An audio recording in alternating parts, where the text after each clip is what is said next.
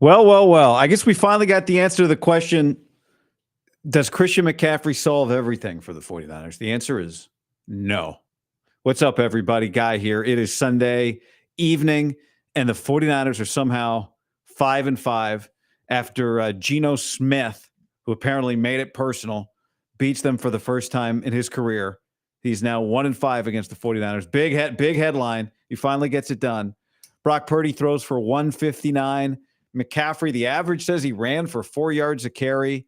Nobody but Juwan Jennings really did much anything in the pass game. The 49ers, I guess on paper, you held Seattle to 20 points in the game. You should be able to win that. If you told me before the game, Seattle scores 20, do the 49ers win? It's a yeah. And I just feel like I am perpetually watching the 49ers defense hanging on for dear life with a minute left in the game, trying to prevent a loss. They lost 2 challenges today. I don't know that I've seen that. I mean, it's happened, but I don't know that I've seen that. They put the ball in Brock Purdy's hands with the game on the line, and didn't make a play. Juwan Jennings looked like a superhero today. Juwan Jennings has had 2 superhero games, and they've lost them both. He had 10 for 91 and a touchdown today. He had the superhero game earlier in the year against the Rams, and they lost that game. What were his numbers? His numbers were better than that day. He had 11 for 175, 3 touchdowns that day. It's weird, right? It's like Juwan Jennings is a superhero. The Super Bowl, he was going to be the Super Bowl MVP.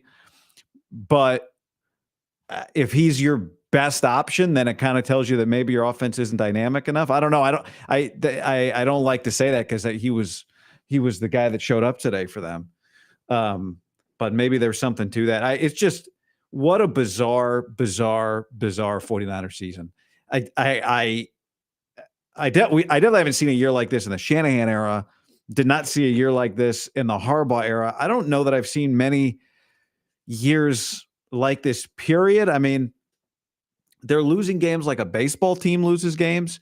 You know, a baseball team, if they've got if they're bad with the runners in scoring position or their bullpen's not great, the Niners are like a baseball team without a great bullpen, where it feels like when you look at them on paper, how are they in these close games and why are they losing these close games? The difference is when a baseball team loses close games because they have a bad bullpen, you can look at the bullpen and just circle the bullpen and go, 7, 8, 9, they got nothing. In those innings, they can't do it. That's not what's going on with this team. It's just so bizarre. They look completely neutered today. That was the other thing. A wildly neutered 49ers team. I don't know why I'm not seeing any of the chats here in the software. I'm seeing it. I got some super chats over here on YouTube that some of you are sending, but we'll have to this restream is looking like the Niners D line without Bosa right now. Just here's the thing that's bizarre about it. I see a comment here from Miguel. It's the coaching. It's like I've seen these players succeed. I've seen this coach succeed way more than he's failed. Now, the lack of experience from defensive coordinator, maybe the 1 blitz before the last drive is a pretty crazy stat. I feel like they were all around Geno after that first drive. They were getting pressure on him. But it's to me that their offense is so neutered in this game. That Brock Purdy, you know what? I'm gonna take a breath for a second. I just want to give a shout out to Puesto. I got a photo today from the concourse at Levi's Stadium. Puesto's not a sponsor for this coming week because it's not a Niner home game. They go to play the Packers this week. But I got a photo from Reza, who's a listener and also is the guy who is a very good artist. He's the guy that designed the Hey Guy foam finger logo, which should get those up for sale soon. But he sent a photo from Puesto at Levi Stadium. So shout out to Puesto. I know I'll be hearing from Eric Adler soon about the Niner game. Frustrated. It's the beauty of Puesto is that they battle and still make amazing food, despite the fact that they're all Niner fans and frustrated. I saw a great comment from somebody that said, my wife is leaving me. She said she can't live with a Niner fan. So Godspeed on that. But I mean, let's run through some of this stuff. Like the run game, I did not think was as good as the final numbers made it look. The penalties were a massive issue, and the penalties on the offensive line, whatever that total was, it felt like obviously several of them. It felt like the majority of the 49ers penalties were on their offensive line in just critical spots. For a team that struggles to score in the red zone, the solution apparently today was just don't get to the red zone. They did score 2 touchdowns in 3 red zone trips, but it was just 2 touchdowns. It's only 3 red zone trips. I mean, this is a top 5 red zone getting to the red zone team. The issue was when they get there, they don't score touchdowns.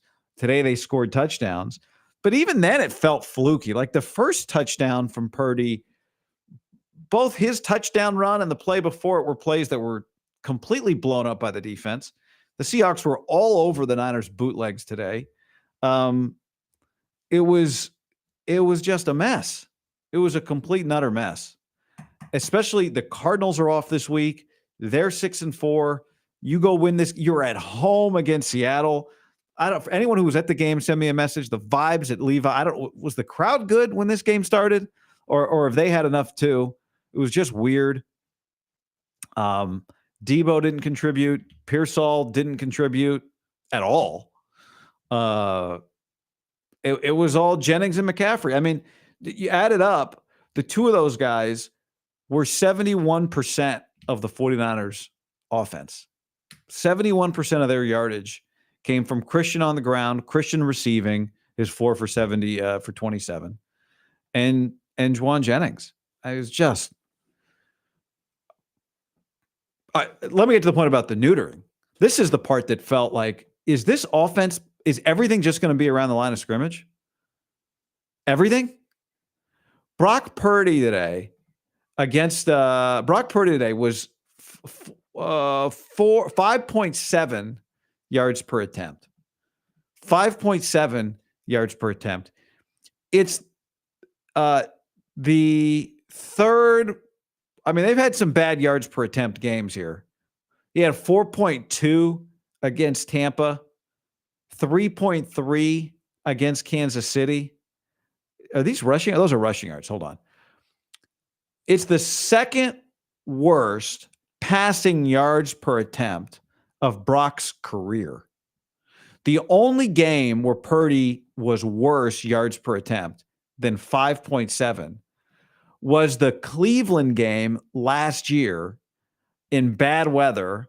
He couldn't grip the ball. He was 4.6. It's though by far the worst. I those early numbers I gave you, the yards per attempt when I was going through game by game, those were rushing. The passing yards per attempt, the previous low for this year was 6.8 against Kansas City. So, if it felt neutered, which it did, and then I went and looked, and it was just like everything was within 8 yards of the line of scrimmage. And maybe in part that's the defense dictating terms. Okay. But how are there not then big plays if they're going to crowd everybody around the line of scrimmage and try to keep everything within 10 yards and limit the explosives? There's just no solution for that. And part of that is, honestly, part of that is, I think he kind of felt Ayuk's absence today, even though Jennings was really good. I really felt Ayuk's absence in this game. And Purdy and the protection issues. Purdy was, how many times did Brock run? He had to, especially early, he had to break out of the pocket a lot and get on the move. 5 carries for 40. That doesn't totally tell the story. So at a time when they come out of the bye, they beat the Bucs, they go on the road, they get a win. However ugly it was, you get it done. You come back home, and you just mostly look like the same team.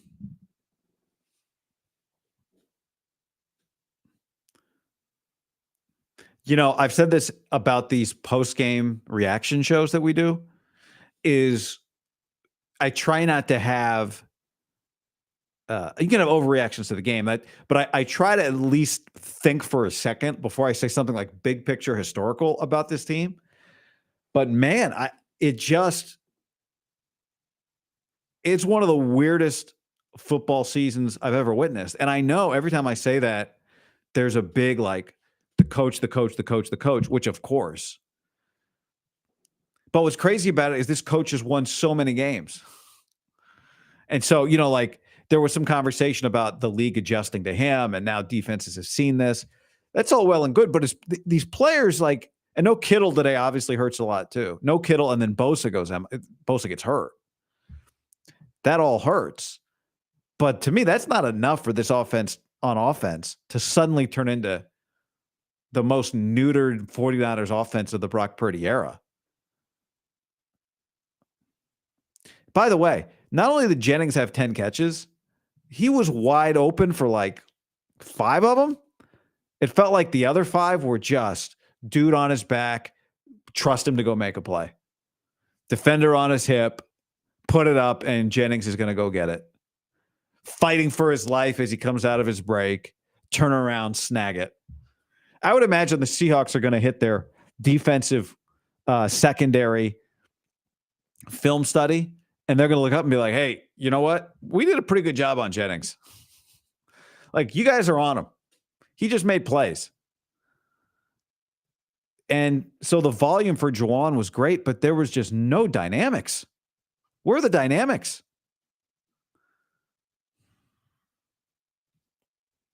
This is crazy. And I'll tell you what I'm not going to say. I'm not going to say that they're 5-5 in a bad division with still a lot of football left. I'm not saying that. Not now. Maybe I'll say that Monday. Maybe I'll say that Tuesday. I'm not saying that Sunday. Because if I said that, the appropriate response would be, yeah, and what makes you feel like this team's about to go, 5-2 with a win over the Cardinals week 18? If I said that, I'd say, wait a second. Are we even sure that beating the Cardinals week 18 is going to matter? Like, that looked like a game where the NFC West is going to come down to the week 18 game, Niners at Cardinals. At this point, it feels like the Cardinals are going to be resting their starters. I'm not going to say, like, the good news is you're chasing the Cardinals and who are they? I'm not going to say that today because that just feels like wrong. 21-28, 159. The pick was bad, too. Brock made a lot of really nice plays in this game, but the pick was bad, and the 3rd and 11 game on the line, and I do have to credit Shanahan for this. Like, he didn't just sit on the ball. Let's try and go make a play. Let's try and go win the game. Did I say 3rd and 11? 2nd and 11. And Greg Olsen says, I look for the play action here. And the Niners run the play action. And Debo is wide open. Well, wide open. Debo's open. Debo is inside his defender. But I thought Greg Olsen made a great play. Why that guy in that spot? Why not that route from Jennings? That's not really Debo's strength right there. Defender on his back. Not a lot of ability to go up high to get the ball. Why not have that throw go to Jennings? Or even Pearsall, really. But why not have that ball go to Jennings on the same route? And then the throw was high. Because, like Jennings can catch that ball. Defender, arm, up, Brock, height, issue, misses high. That was a moment. That was the moment to win the game. And Shanahan failed with the play call, even though his guy was open. Didn't put the right guy in that spot. And Brock failed with the throw. And I don't think this game's on Brock, to be clear. But also, it is the type of game where you need your quarterback to make that play in that moment. And it's just why, I know if I say this game is not on Brock, I'm going to hear from people like, hey, how could you? This guy's not worth paying. And if I say they put the game on his shoulders and he missed the throw, I'm going to get, there's so much. There's so much other stuff wrong. How dare you? When the reality is, it was all these things. And I thought that play was the perfect encapsulation of it being on the coach, it being on the receiver, it being not as much on Debo, being on the protection, and it being on Brock. Like all of them together have to work, and none of them work together in that situation. None of them work together in that situation. But it's also an example of why I spend a lot of time talking about things other than the efficiency numbers or the stats, and just go, you're going to be in these games where none of the stats matter, where it doesn't matter what's working, it doesn't matter what doesn't work. You could circle it again. They've been in so many of these spots where you look down, you go, all right, the Niners get the ball with a lead and 3 minutes and 56 seconds remaining in the game, and Seattle's got 3 timeouts. And that's where you got to put a game-winning drive together. A 4-minute, game-winning, game-ending drive. And they get a first down from McCaffrey on the first play of the drive, and then they stall. And Olsen nailed it. You're going to have a moment where you got to make a throw, and they didn't do it.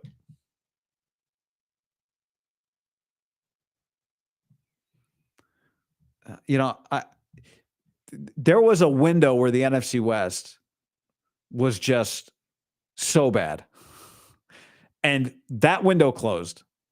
And now we're in this window in the NFC West where the ceiling's not high, but neither is the floor. And to see them stumble around in the dark in this division this year is part of what makes it even more painful. Like, it's one thing to be the Bears and be in last place.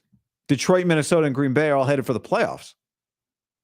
To be in last place in this division with Seattle, with the Rams point differential is minus 26. I've talked about this for several years now. If the Seahawks' desire is to have a high floor, then they have the right quarterback. If their desire is to really go win playoff games, they don't. It was clear last year. It was clear the year before. It was clear the year that he looked like the MVP through 8 games. And it was clear again today. They are in last place thanks to tiebreakers, which they lose to Arizona, to the Rams, and they certainly don't have the tiebreaker against the head-to-head, at least, against Seattle. And the divisional tiebreaker, they're 1-3. They are 1-3 in this mess of an NFC West.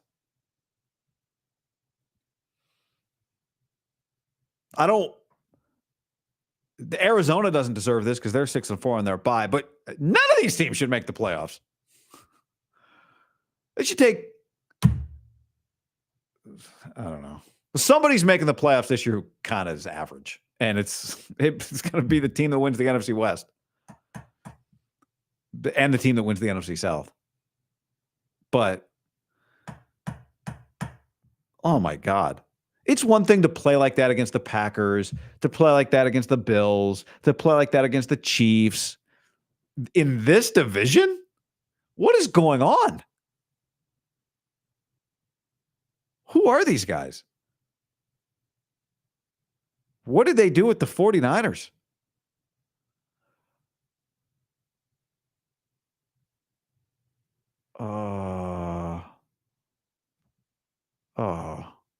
Hey, special teams didn't lose in the game today. Although Jordan Mason did have one go right through his legs. That was a disaster, almost. How about losing a game when special teams didn't screw anything up? They actually kind of, I don't want to say got it figured out, but didn't suck. They were solid. All right, there's a few super chats here. I'm not, for whatever reason, this thing is not throwing. I'm not able to put these up, but we'll get to some of those. By the way, on a day that the Packers had the opposite game, I don't know if you guys watched the Packers-Bears game in the morning, but they got the break. Cairo Santos missed a game-winning. Had it blocked. Credit to the Packers special teams. You got to give them credit when you block it. So just every weekend, it's been a swing weekend in the NFC. And with Arizona not playing early this morning, it felt like, oh, Green Bay is going to lose. You got to take care of business against Seattle, be 6-4, be technically like, a half game back of Arizona still, but tied with Arizona. Go play Green Bay. They're coming off a loss. You go win a 50-50 game because you're feeling a little bit. None of that happened. Juwan Jennings today, I got him for 6 first downs and 9 catches. 6 first downs and 9 catches. He did his job. But I think what's become kind of clear is when he's your best offensive player, you lack an explosion. Because like the 3 games that his 3 best games that in recent memory, the Super Bowl, the Rams game, this game, they lose. So he can't be your number 1 option. And again today, where was the Debo run game has been dead all year. Like that's a total non-factor all season.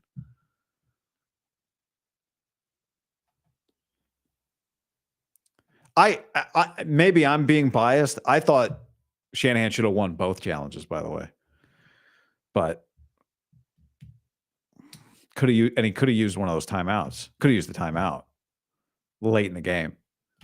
Because you thought 12 seconds, there's no way. But maybe you can get a situation where your guy with the big leg can line up a game winner. Comment from CJ. From Russell. Debo run game's missing. His whole game is missing. What happened to the McCaffrey's going to be back, and that'll open it up for Debo? And clearly having Christian back does help, especially in the red zone. It does help in the red zone. Honestly, they had 2 red zone touchdowns today. They should have had none. 3rd and 11, you throw it to Jennings 4 yards shy of the chains, and he gets the first down somehow after a defensive bust. Did not deserve that. Oh my God, the penalties. You know what? And Seattle kicks that field goal on their first drive, and you're thinking, those 3 points feel like they might be an issue today. Super chat from Brad. Thanks for the 10 spot. 1, 2, 3 Cabo. Look, I don't want to talk about that right now because I hate myself for pointing out that this division just stinks. I don't want to be the guy saying this division is still up for grabs. I don't want to say it. I'm not going to say it. I'm not saying it. That's me not saying it today. Because there's no reason to talk like that after you watch a team play like this.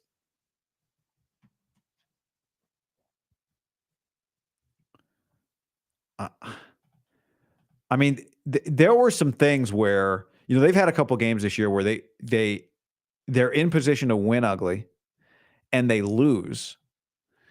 And then you don't have to not pretend, but the stuff that kind of went well just doesn't get talked about because it shouldn't. And, I've said this many times, but that was the Rams game and the Cardinal game were perfect examples of like, they're going to win this game and they're going to get credit for winning. And they really shouldn't get credit for winning. This felt a little different because it felt like, you know what? This offense is as bad as it's been. Like, I'm going to come out of this game giving their defense a bunch of credit for holding Seattle to 13 points today, especially when you lose Nick Bosa with however much time was left when they lost Nick Bosa on Seattle's second drive. They played basically 2.5 drives in the second half, and there weren't that many drives. There were 4. There were not a lot of possessions in this game. That was the other thing that stood out very early, is because the Niners couldn't be explosive. There were not a lot of possessions. And when Seattle gets the ball with like 9 minutes left and they're trailing, even at that moment in the game, I thought, God, if they score, Are the Niners going to have enough time? Are they going to be able to get down the field in time? Now, they didn't end up scoring because they got stopped on 3rd and 1 and 4th and 1. Secretly, I thought he got the first down on 4th and 1, and I thought they got a little lucky. I thought the initial effort got him the first down. But whatever. They didn't get the first down. But that's the way this team looked. It was like I was afraid with 9 minutes left, if Seattle scored, the Niners were not going to be able to get the ball down the field in time. It was crazy.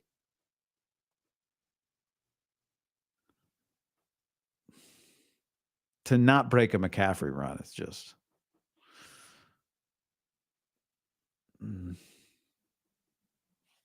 yeah. Well, I don't think we have kind of it's not worth looking up, but the offensive line penalties. Was the Jennings hold legit? Yeah, I was fine with it. 159. For it not to be raining and to throw, for the weather to be fine and to throw for 159, forget about the yards per attempt. Where's 159 rank in Purdy's career? That is the second fewest. No. Yeah. Second fewest passing yards for Brock Purdy in his career came in this game. The only other one was the 125 against Cleveland last year. It's the first time this year that Purdy's thrown for under 200 yards. And it's just the second time in the last 2 years that he's thrown for under 200 yards. Seattle team was dead, man. They were dead. I mean, they'd lost 1, 2, 3, 4, 5 of 6. They'd lost to the Rams. They'd lost to the Giants.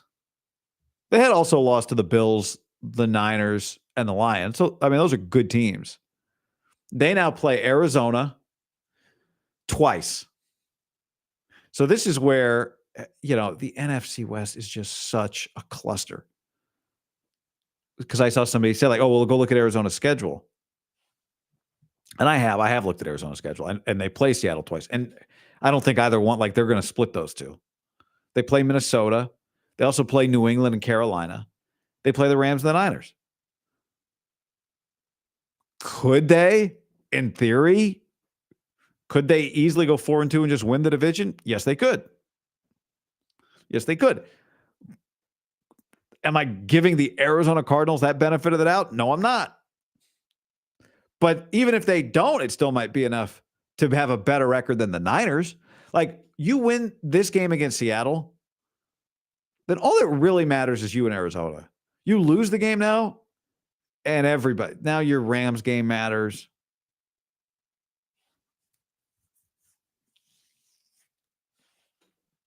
All their games matter. You got to pay. Oh, what are the Rams up to this week? What are they doing again? Now, their schedule, their next 3, they go Philly, at New Orleans, Buffalo. I can't believe we're talking about the Rams, the Cardinals, and the Seahawks schedules with this team.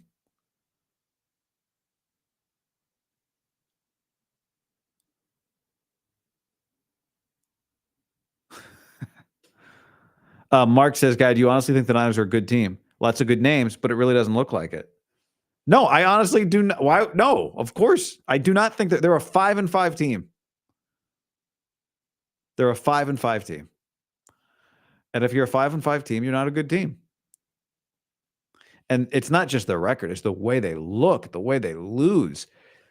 Like, what do they do great? Forget about great. What do they? Yeah, I'm looking at it this week, and I made the point this week. They're top 6 in rushing and passing yards. This team? Why do these metrics, why do these offensive efficiency, why do none of these numbers match what we see for most of these games?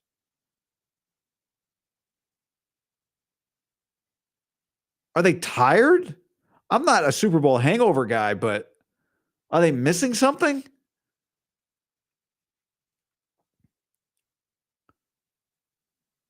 I think for, the fire Kyle crowd, easy to say. I get the emotions of it all. But what's bizarre is just the history is so much winning and dominance.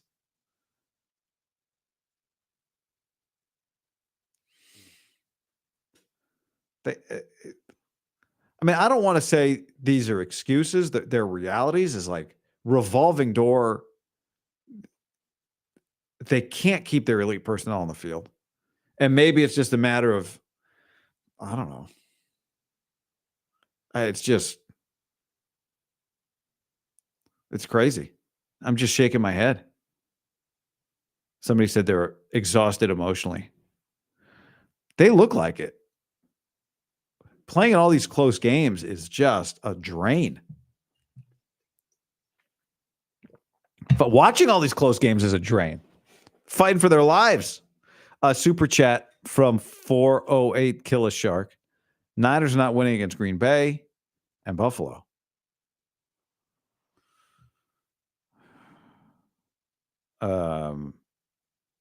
Yeah, and Detroit. Green Bay just had a little magic. You watch Green Bay. Now, they should have lost to the Bears today.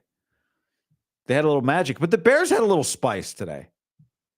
Caleb made some plays late. Like they made the Chicago Bears made some. You got to play the Bears. In years past, I think you look at that, and I know the Bears beat them once, but you can look at that game and go, there's something on the schedule that you're winning by 17 points, and everybody's chilling in the third quarter, fourth quarter, just handing it to Christian or Jordan Mason. Super chat from James. Kyle Shanahan seems predictable, and the wide receivers can't get separation. It feels like nobody is open. Purdy drops back, and then there's nothing. How many times in this game, Connor told me Brock was the leading rusher in the first half, but especially in the first half, like Brock would drop back, and there was he's just out. He's got to go. And we know that Purdy is not a guy that leaves the pocket early. It was an interesting point by Greg Olson.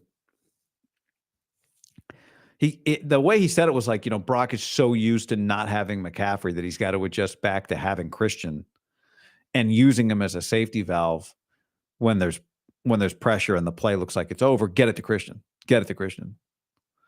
Which, by the way, is what he tried to do. That was a fair point. But it's what he tried to do on the pick. He had no business throwing that ball. I mean, I thought it was a bad decision and a bad throw. But it was a bad decision because Christian was covered.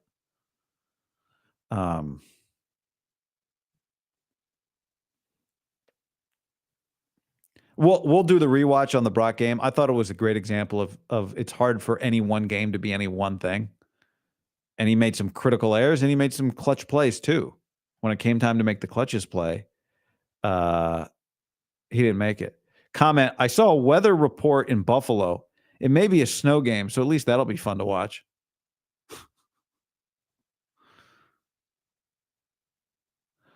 Comment, the fact that the offense depends on Brock's legs, question mark, is comical. The weapons are slow. Comment, he's usually pressured from the interior line. Which, yeah, with a shorter quarterback, with any quarterback is devastating, but particularly with a shorter quarterback.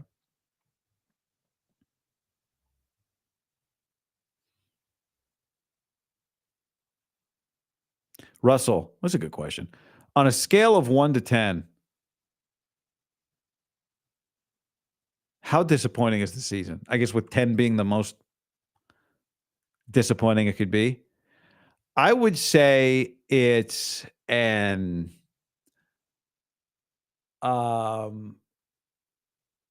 8. That's my first reaction. An 8. Bosa hurt his oblique on the other side. No comment on the status. Connor says, wait, here at the other oblique?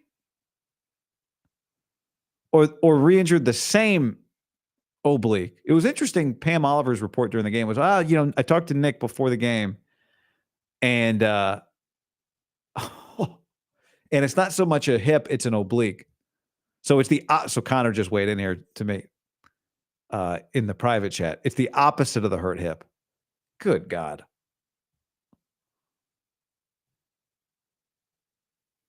$8.5. It's an 11. It's a 7. It's a 9. It's an 8.85. It's an 8. Yeah, I mean, whatever the number is on your 1 out of 10 most, how disappointing is this season? It's a number that if Portnoy made it a pizza review, you'd be like, oh, that's good pizza. It's a good pizza number. It's a bad season number. And I don't know, I can't tell if Christian has his burst back yet. I thought last week he did not. Maybe he does. I mean, it's hard when he doesn't when they can't get him really free to see. And as the game went on, he got a little better, a little more effective. But it's hard to tell. I think he's got enough to be able to impact for them. But I will go back to something that it just occurred to me, covering college football for years, that every offensive coordinator has said the same thing for as long as I've been calling college football games, which is usually in a Southern accent, we just got to get our playmakers in position to make plays. And what that means is in space. And the Niners are not getting hardly anybody in space with the opportunity to make a play. Like Debo, when he gets the ball, is not in space. He's not in space. Wait, these bubble screens, these tunnel screens that used to work, don't work. The Debo end around doesn't work. The Debo and Christian together, which is going to be a devastating combination, they run that little orbit return motion, whatever you want to call it, with Debo, where he kind of loops back around and they hand it inside to Christian and gets a yard. Like nobody's fooled.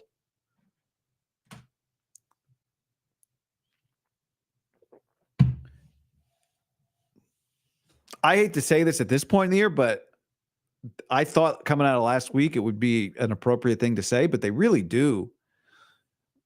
They need more from, they need more from a lot of people. But Ricky Pearsall, in theory, has a skill set that should open up the offense a little bit because nobody else can do it.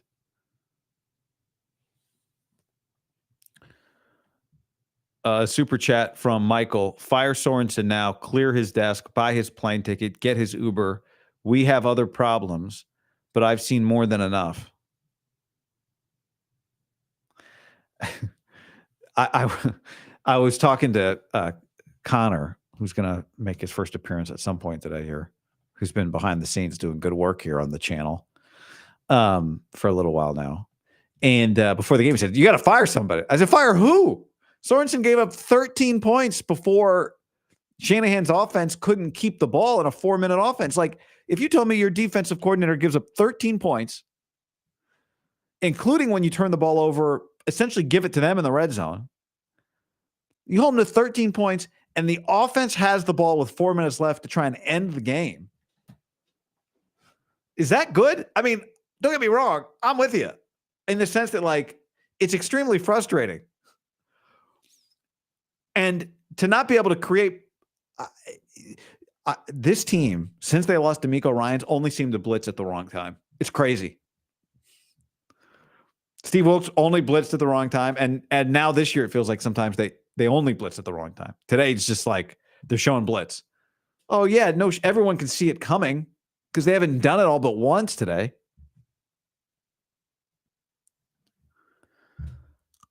Comment from Max. Just what they need. A 10th defensive coordinator in 5 years. They gave up 13 points with 4 minutes left in the game. I don't think the Niners lost to the Seahawks because Nick Sorensen's not good enough. I mean, I'm not saying he's the defensive coordinator for the next 10 years, but gave up 20, gave up 20, gave up 24, gave up 28 to Kansas City, 24, 24 to Arizona. This is a good comment. Super chat from Mark. Get Debo, and everyone who's given a super chat, you can thank Connor for my chat's not working here, so Connor's got to pull these out. From Mark, get Debo out of the backfield. If Kyle wants to take the ball from Christian McCaffrey, which he should be doing more, in my opinion, give it to Mason or Garendo. That's a good take right there, Mark. I think that's a good take. I get in theory why, but there does feel to be, and I think in baseball this happens where you watch a team that's not scoring, and what happens when you're not scoring?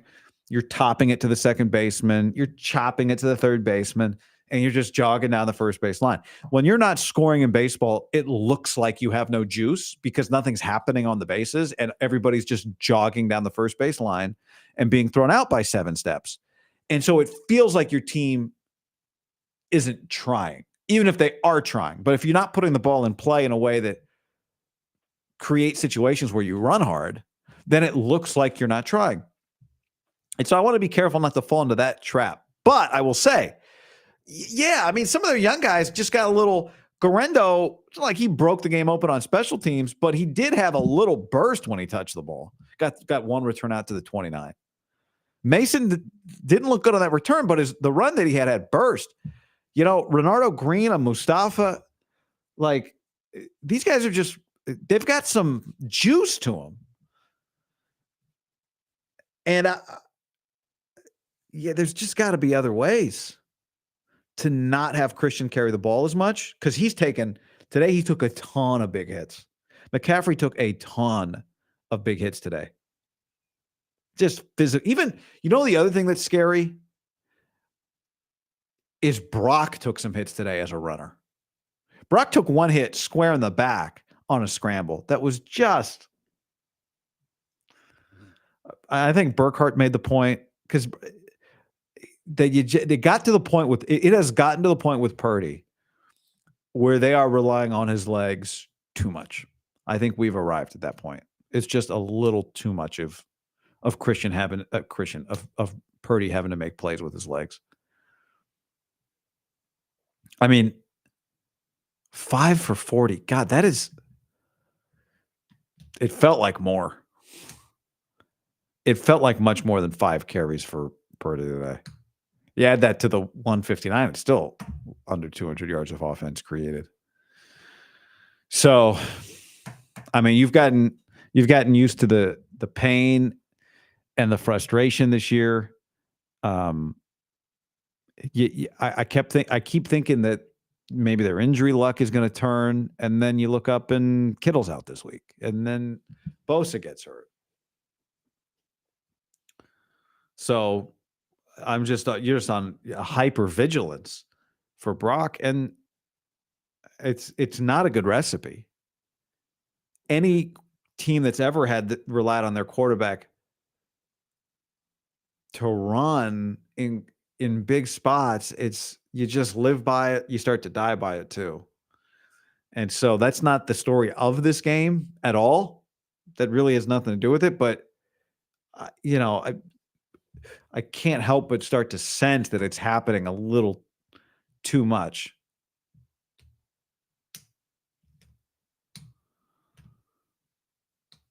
Even Jennings looks banged up. He is. Because here's the thing with Jennings.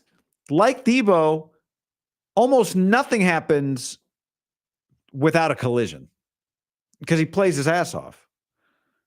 Comment, super chat. Time to talk about out Diva Debo. I don't know, man. I'm still a Debo plays hard guy.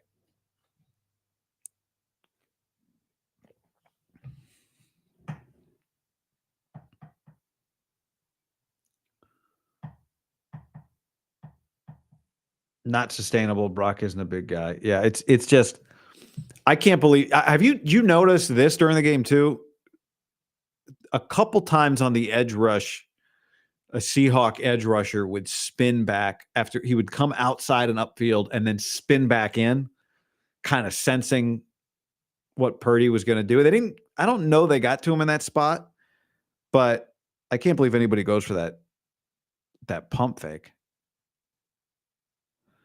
A comment from Albert, change the name to the 94s. They haven't won since 1994. Glass City says, Debo plays hard. Do you pay attention? Yeah, I never quite understand the Debo frustration. I mean, I understand like the frustration with it not creating offense.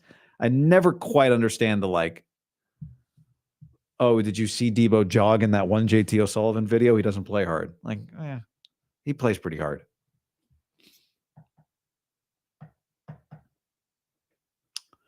A comment from Farrell, I don't see making the wild card, especially with these injuries. Yeah, the injuries and just the way the division is the thing we've been talking about the whole time. I've almost exclusively talked about the division, not the wild card, because the NFC East and the NFC North are too good. Like they're going to take the Green Bay and Washington are taking the wild card spots. So I have not brought up the wild card at all because you have to like when you're fighting for the wild card, you're fighting against 15 other teams. It's too many teams. They can't be better than 6 other teams. They're trying to be better than 3 other teams. They're not better than 3 other teams right now. That's all they got. There are 32 teams in the league. The Niners are 1. There's 31 other teams. They just got to be better than 3. That's it. They got to be better than Arizona, the Rams, and the Seahawks. And right now, they're not better than any of them. They're in last place.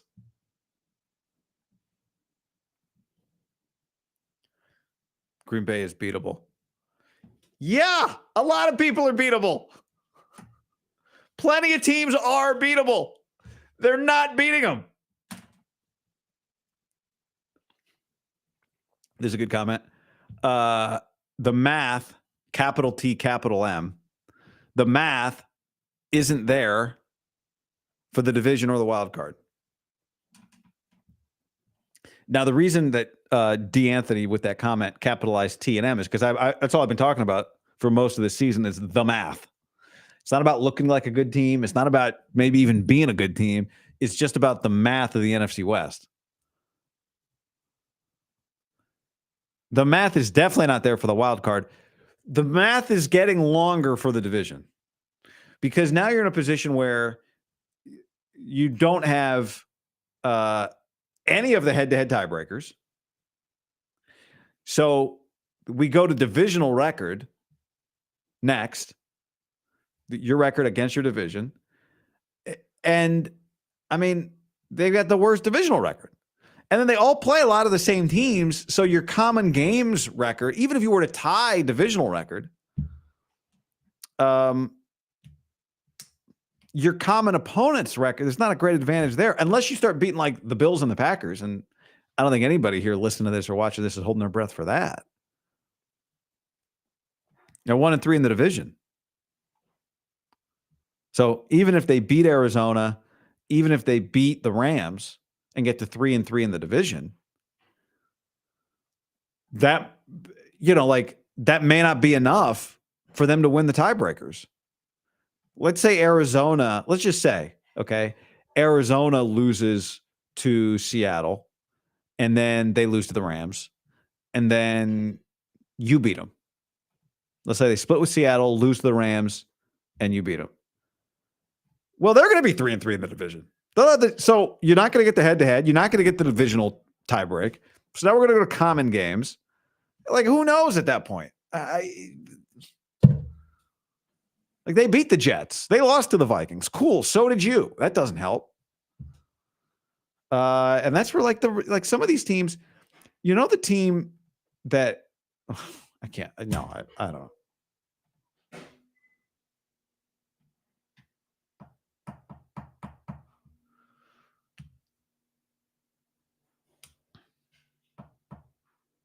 All right.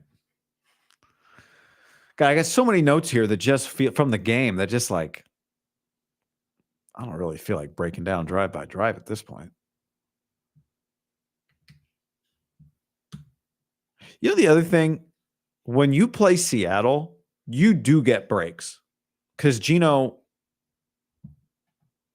just like last week when they played the Bucs, Baker.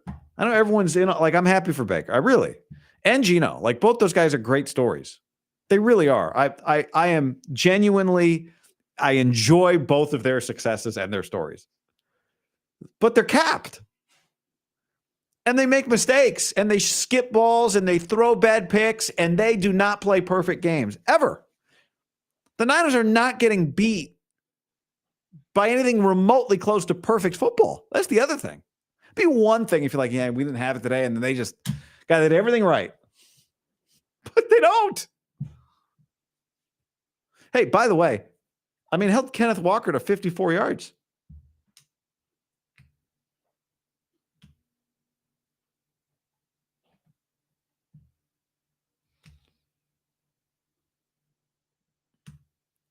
Comment, it's okay, guys. LOL. Let's get a good draft pick. A good draft pick? You know how bad you have to be to get a good draft pick? Like, you got to be like Jets bad. And even the Jets, you know what the Jets right now? The Jets are bad. And right now they have the 1, 2, 3, 4, 5, 6, 7. Oh, they got the 8th pick. That's cool. They'll overdraft some quarterback at 8. That'll be fun. Take Carson Beck or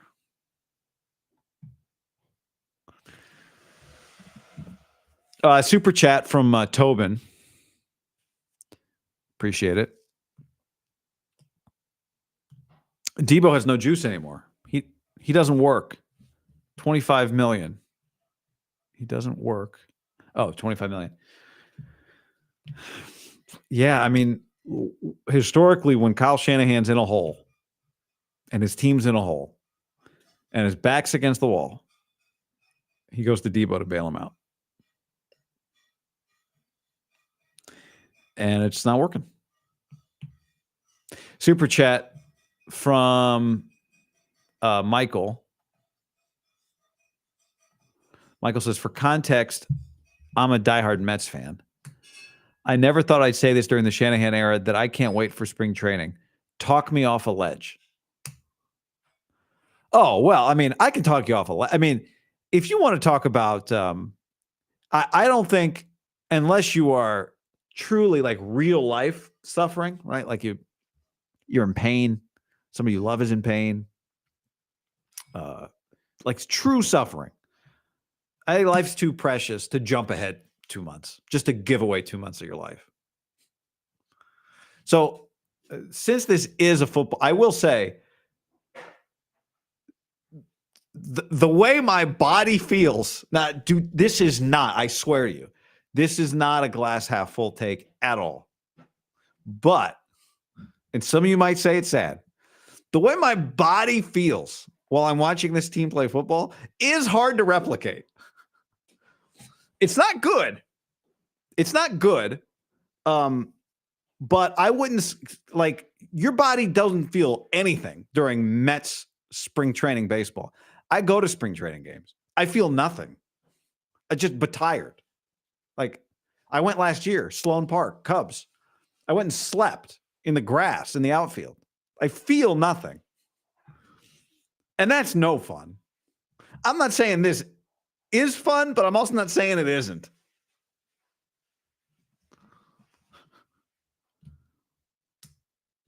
Copium. As in cope. Maybe.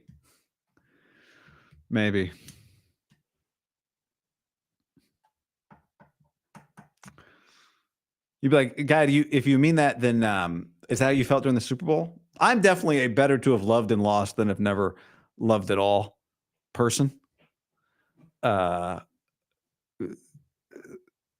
There's something addicted to the anxiety, maybe.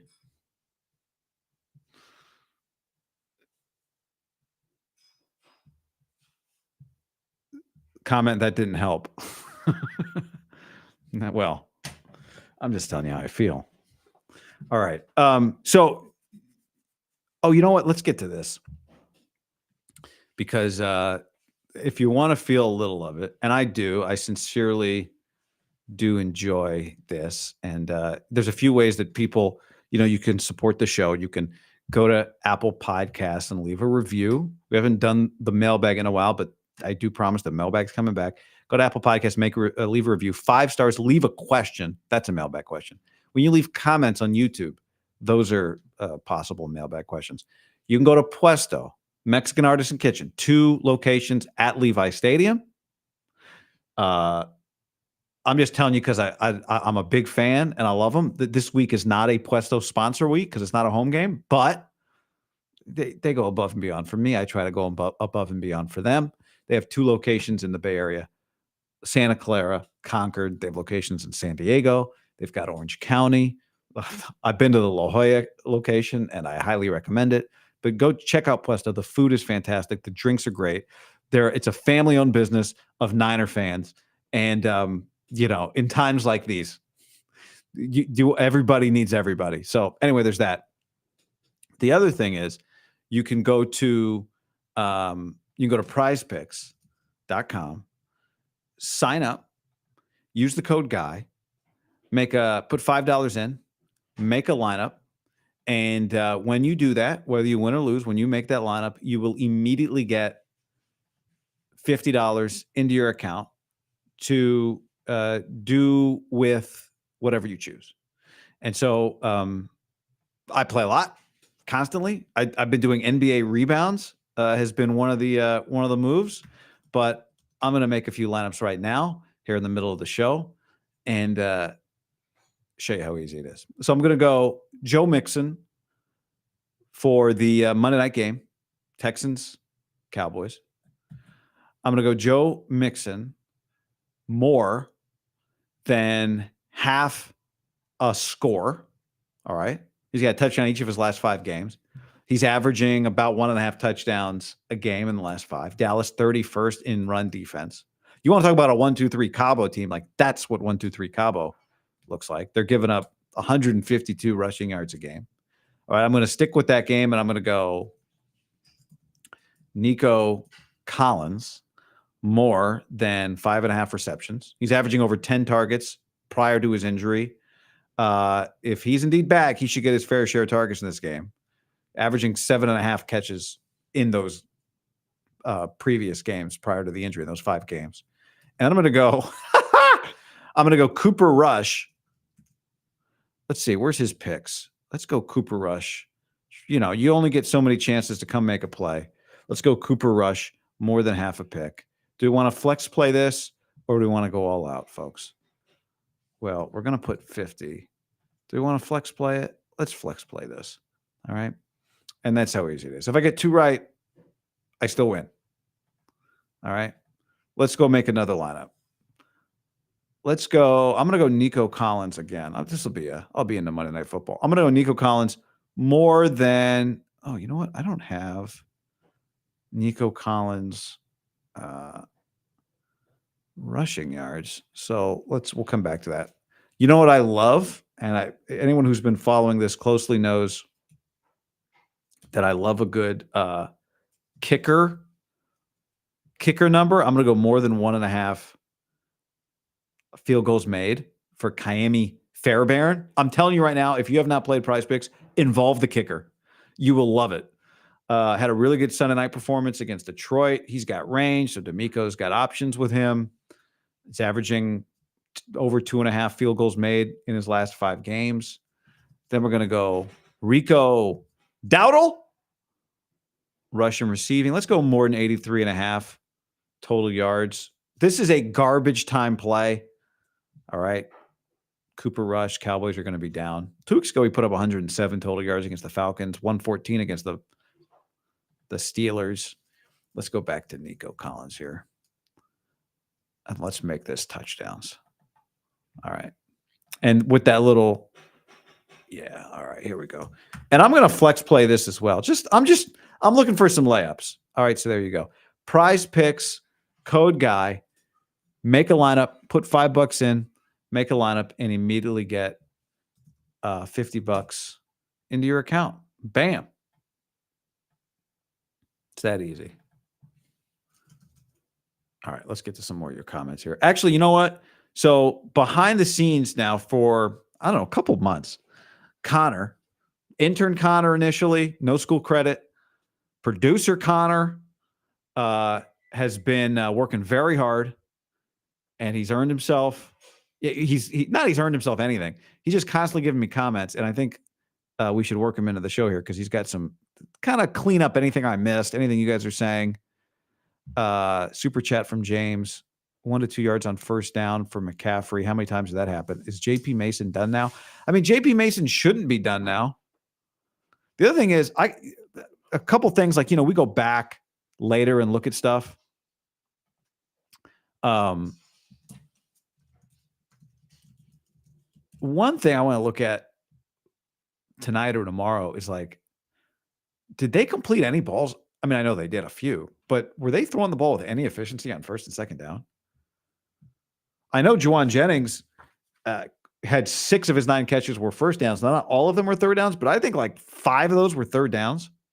Actually, he had a catch that on third down that did not go for a first down. So it felt like they were just doing nothing in the pass game on first or second down. So anyway, all right, everybody. You should meet Connor here because he's been working real hard behind the scenes. He's grinding away. Connor. How's it going? All right. Connor's producing from behind the scenes. We'll put him on camera tonight. Anything I'm missing? Anything you heard? Anything from Shanahan in the press conferences? What do you think? Bosa's supposedly out a couple of games. Not good. What? The report is he aggravated his hip. He'll be out a few weeks. Who said that? We don't know. It's someone on Twitter said that. So we'll find out. Somebody you trust or just somebody? I'll look. I have a note here. All right. But that's right. About the Niners. Yeah. What else you got? There's a graphic towards the end of the game. It said, as far as putting the game away on defense, 29 points in the final 2 minutes. Second worst in the league. Did you catch that? No, I didn't see that graphic on. The 49ers have given up 29 points. Second worst in the league behind the Bengals. Yeah, that's a great stat. That was a Fox stat. Mm-hmm. And it looks like from the first game, the Seahawks adjusted. They were playing too high safety, and they were not on the play action pass. They were not biting on it. They were bothering Brock. Mm-hmm. I think Witherspoon tipped one. So they clearly adjusted. Did Kyle adjust? Didn't really look like it. But to answer the question, 8 out of 10 frustration level.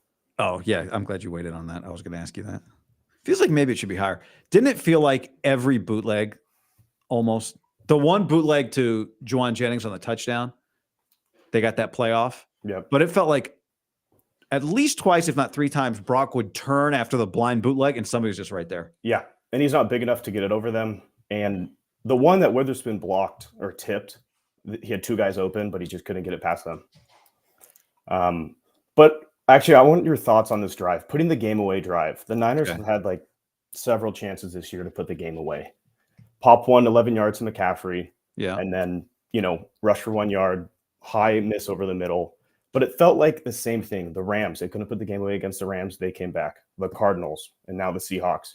Even the Cowboys kind of crept back in. Mm-hmm. What is different about this team versus last year's team that just dominated teams? Yeah. I mean, that is like, why isn't it working? That's a great, we should go back and look and see like when each of those drives starts. Because this team is tailor-made for 4-minute drives. It's what they do. And this game was tailor-made for a 4-minute drive because there were no possessions. I mean, I think there were 7. I mean, if you count the Niners like last 12-second drive, they had 4 and 4, and there were 8. I think there were 8 possessions in the game. Yeah. Per team, 16 total possessions, which is, low. That's really low. 4 possessions per team. The Niners had like 1.5 in the first quarter. Mm-hmm. That's usually their thing. Yeah. So I mean, to me, it felt like the Niners of old used to be able to run the ball when you knew they were going to run the ball. Yeah. Yeah. And the other thing too, happens a lot with the Niners. It feels like I want to look at points off turnovers later, but Yodom picks the ball off, start the second half. Here we go. After a sluggish first half, touchdown, right? They go, I think there's a Banks penalty like right away, 1st and 20, field goal. So being able to capitalize on the momentum, this team does not have that at all. Like that. Yeah, no. So that possession was actually one of the plays where they try to roll Brock out and he's trying to get the ball to Debo and it gets blown up. Defender's right there. And then they had a first down and they had the play that was a Banks hold plus Juszczyk got hurt. Yep. Then McCaffrey has a nice first down gain, but it's illegal formation on Pearsall because he isn't covering up the tackle. So That drive started at like the 27. They pick up some yards. I think they get down to the 18. They get into the red zone.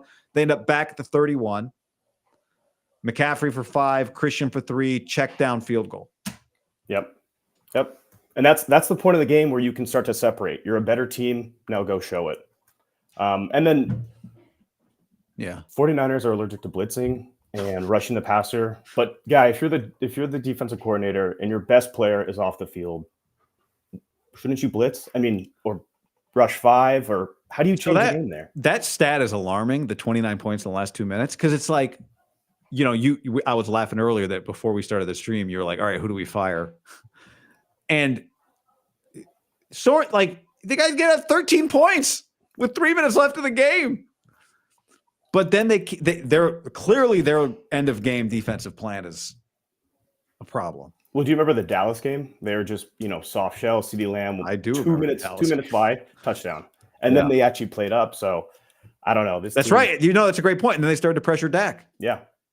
Yep. And they wait. So maybe the explanation is they wait too long.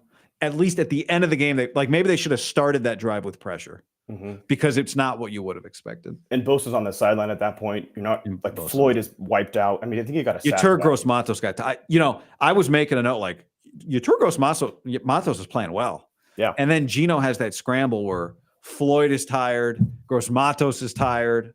Mm-hmm. Yeah, the most ironic thing, we're talking about Purdy's legs, and you mentioned it earlier in the week. That's going to help with red zone efficiency. Geno Smith's legs, the one that killed the last 2 rushes. He went for like 15, and then the touchdown winning run. So, all right, let me ask you one question. 2nd and 11, Niners have the ball. The last, the real last possession. They put the ball in the air. Mm-hmm. They throw it. Debo has position. That's open for Debo. The throw is high. Olsen says, I don't love throwing that ball to Debo. I would rather throw the ball to Jennings. So divvy up the blame pie on Purdy and Shanahan on that play. I think the throw was Debo was open. So maybe Brendel too. Defender got an arm up. Yeah. Does that same exact throw get caught by Juwan Jennings? He's 4 inches taller. Yeah, maybe. I mean, arms and elevation. It was high. It was pretty high, but maybe. I'd say 80-20. That Brock has to make that throw. Yeah. He was open, like you said. I think that's more Brock's fault. Okay. Yeah. Unbelievable. All right. And then another thing real quick. Obviously, the Packers is a must win. And the 49ers then go Sunday Night Football off of a bye. The Bills play the Niners. The Bills are on a bye the weekend before. Oh, that's good. Yeah, I want them. Mm-hmm. That game concerns everything because it's in the cold. Brock's arm in the cold. Christian McCaffrey in the cold on a turf field. That's very concerning. Currently, I don't have that game is 2 weeks out. I don't have a 2-week forecast here for Buffalo. But next week is going to be 43 and rainy. So here's this is wild. Looking at Buffalo, this is something we on the West Coast have no concept of. There's a 3-degree difference between the high temperature and the low temperature in Buffalo next week. Highs 43, lows 40. Cold all day. Cold. It's cold. Yeah. It'll cool down a little later, guys, from 43 to 40. Yeah. They what is it? 2020, Josh Allen destroyed the Niners in Arizona when they were playing home games in Arizona. Oh, yeah. This team is looking like a 2020 team. That's why they went and drafted Trey Lance. Yeah. Right? Like, look at this dude who can make plays off script, who can do more than the coach can do. Yep. Oh, and I agree with you. Christian McCaffrey, and I think a lot of people see this too. He looks a step slower. Like, he doesn't have the burst. Okay. He does look a step slower. But part of it is he's not getting chances, it doesn't feel like, to really explode. Yeah. Yeah. All right. All right. There you go, everybody. There's Connor. Great work behind the scenes. Thanks for having me. I would say that's his debut, but it's not. Some of you may remember him from, what was the name of your podcast at Gonzaga? Joko Show. Yeah, he said it fast.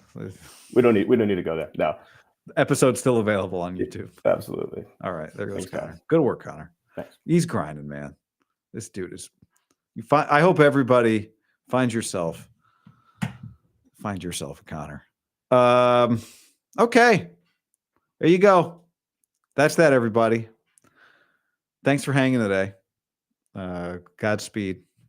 And remember, if nothing else,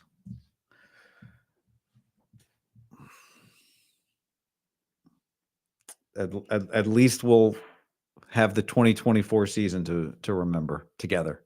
You're not living this alone. You're not living this alone. All right. Connor was good. He was good. Yeah, look at this. People are loving Connor's takes. I love to see that.